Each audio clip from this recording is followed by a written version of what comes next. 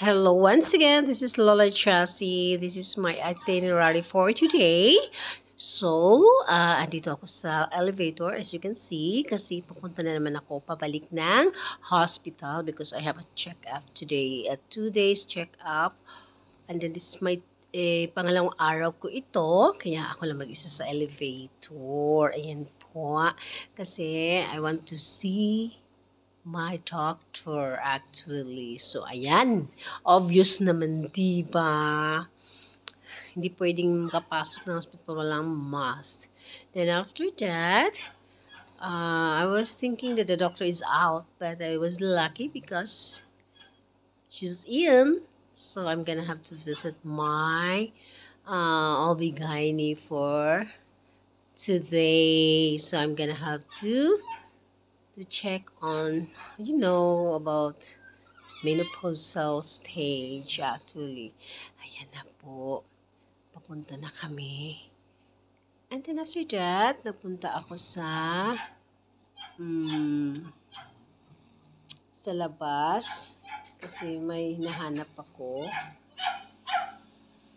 Then, nakita ko siya. Kinuha ko yung aking mask kasi nahanap ko yung aking poging asawa. Nasaan ba yun siya? Bakit hindi siya mag-sign sa akin kung nasaan siya? Binalik ko yung shade kasi pag naka-shade ako, feel ko na maganda ako. Oh, char. Ngayon, ayan. Ayun na siya. Oh, ayun na yung nakapark pala dito sa gilid ng hospital. Kasi ayun na doon sa ilalim sa underground kasi puno daw yung parking area. Kaya doon ako sa may sa gilid ng hospital naka-park yung asawa ko. Ayan po. Papunta na ako sa may paalis na kami.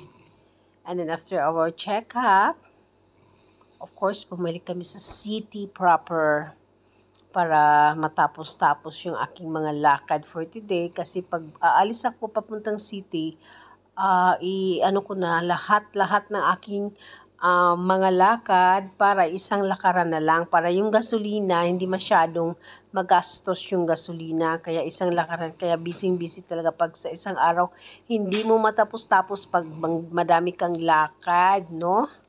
Ayan nagpicture ako, nagvideo ako with myself kasi nagandahan ako sa sarili ko, char. At saka binidyohan ko rin ng aking asawa na saglit. Hindi siya masyado sa camera. Ayan, pumunta ako sa bangko para magkuha ng, ayan ang mall namin dito sa Bohol. Ayan, pabalik na kami. Balik na naman kami sa, dito, para bibili ng anong dapat bilhin para sa bahay. Para naman po makabili ng tinapay kasi gutom na gutom si Lola. Gusto ko yung mainit na tinapay kasi masarap yan ng Spanish bread. Sabi nila, mainit daw. Tapos, ang sarap naman pala ng Spanish bread nila dito. Oh. Ayan po ang aking, bye.